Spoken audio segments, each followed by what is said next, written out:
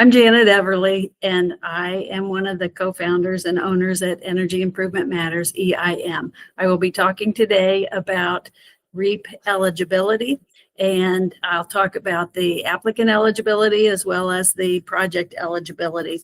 First, I'll talk about briefly the program REAP. It's an acronym for Rural Energy for America program, and it's a grant program that is through the Rural Development Branch of the USDA, and it's particularly for rural America to be more energy efficient, and it supports energy efficiency improvement projects as well as renewable energy projects. So let's talk about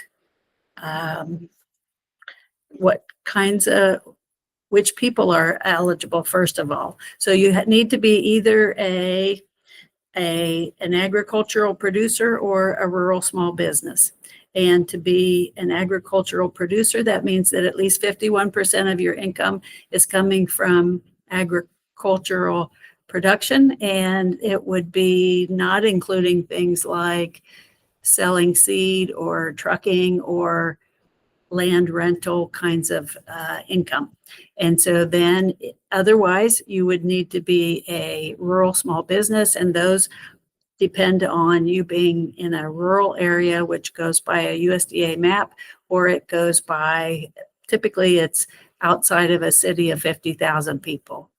And you also need to be small, and that depends on either your number of employees or your gross revenue.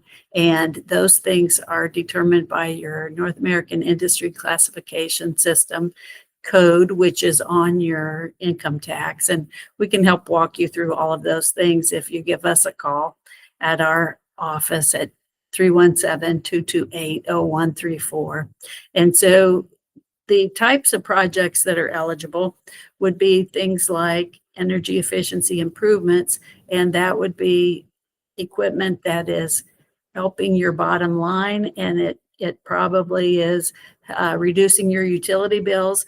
A typical example is grain dryers. Other things would be a large lighting improvement or insulation for animal housing or irrigation. Those kinds of things are saving energy. Renewable energy, a typical one is a solar project, and others would be things like anaerobic digesters or wind turbines.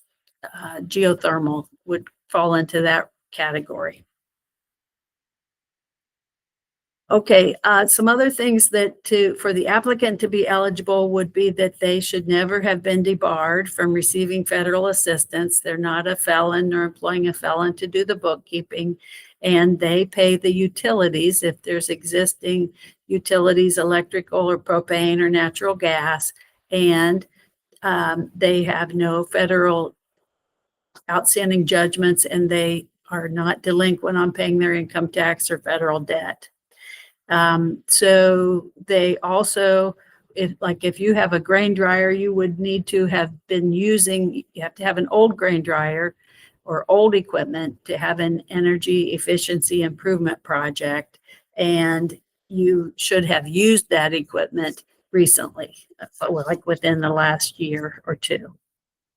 So that is kind of the overview of eligibility, and we would be happy to go over some specifics with you if you give us a call at the number on the screen, and we'd be more than happy to discuss your goals and to help you with your application. We do the energy audit, and we provide technical assistance. At the moment, we are functioning this is November of 2025, and we're functioning under the current guidelines that we've been provided. So keep in touch, and we'll let you know when we know more and when we can talk specifically about your project.